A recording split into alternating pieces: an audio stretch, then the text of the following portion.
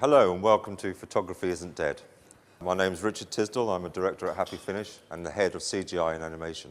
This is the second event in the series of Photography Isn't Dead hosted by Happy Finish. Some of you might have been at our first event, which dealt with the use of HDRIs in photographic shoots.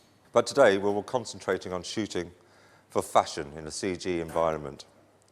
We sat down to marry something special that would highlight the creative possibilities of combining CGI and fashion photography. The reason we are holding these presentations is to demystify the CG process and open up the possibilities to photographers and anyone else, so that they can use CGI to their creative advantage, to create things that may not have been possible before. We want photographers to see the CG process as another part of their creative arsenal and to help expand their vision.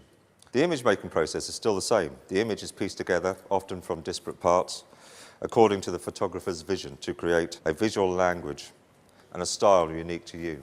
Every job is unique, every photographer, CG artist, retoucher, they all have their own way of working. So this should just be seen as just one way of how things can be achieved. I'm responsible for the CGI in this project, which is essentially everything except for the girl in this image.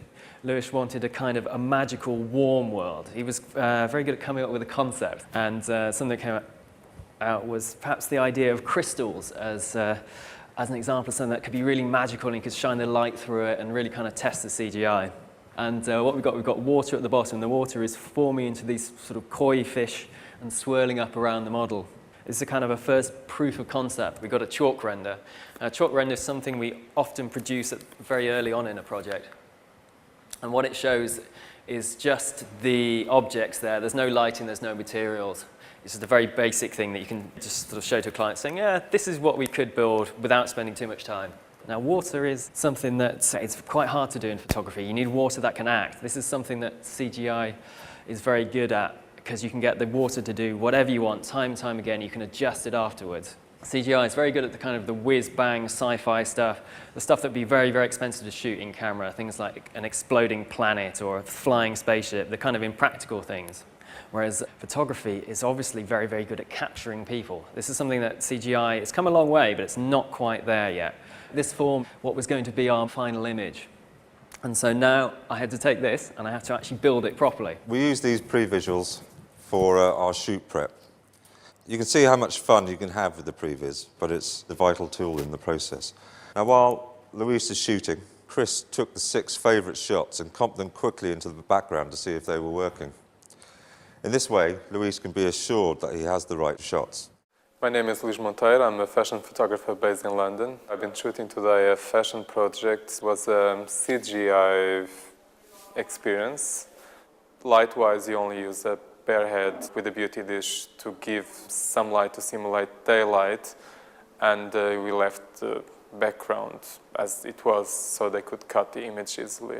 It's a computer-generated image where we photograph a model separately and then we add it on using computer technology. We just play around using different angles, concepts, we done a storyboard, we try to simulate which way would work the best, and in the end we're very happy. Make sure you record the camera data.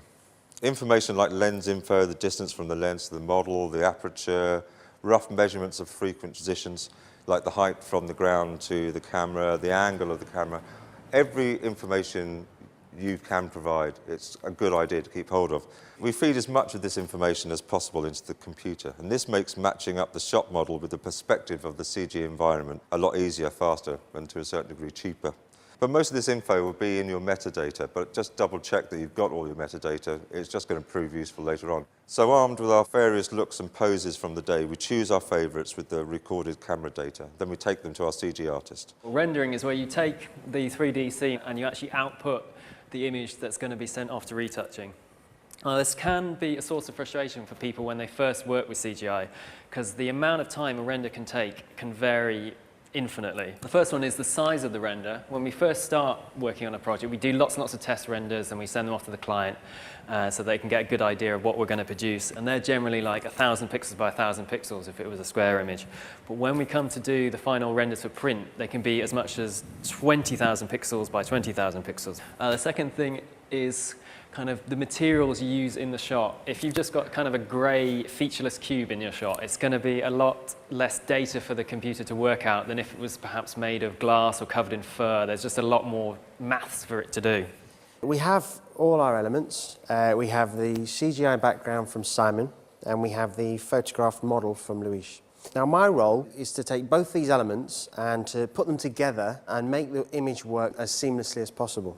The file I receive is a 32-bit layered file. Being so large, this allows me to adjust the exposure settings, and it acts very much like an HDRI. Now, for those of you at the first event, you'll understand that an HDRI is an image which gives you maximum detail in your highlights and shadows. And what I can do is change the exposure settings and save these separate layers and take bits of information and combine it together. The render layers consist of layers called passes.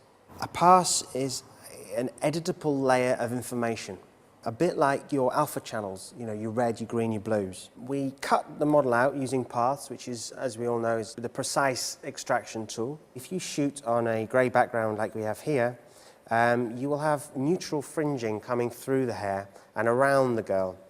Get a good contrast between the hair and the background. So, for example, blonder models you can shoot on slightly darker grey, and darker models you can shoot on slightly lighter grey. But I think the most important thing is trying to get a connection with the model and the CG environment. I think that's one of the key issues here, trying to create a relationship between the model and the environment. I think that's one of the key points. CG is good at creating things that are very difficult to create in camera. It enables impossible or unfeasible concepts and locations. CGI should be seen as an opportunity for photographers and not a threat. CG can work with fashion. As I said before, it's about creating impractical and fantastic images. And CG might mean you have to take a few extra steps on the shoot, but it opens so many possibilities. Thanks very much for coming. Bye-bye.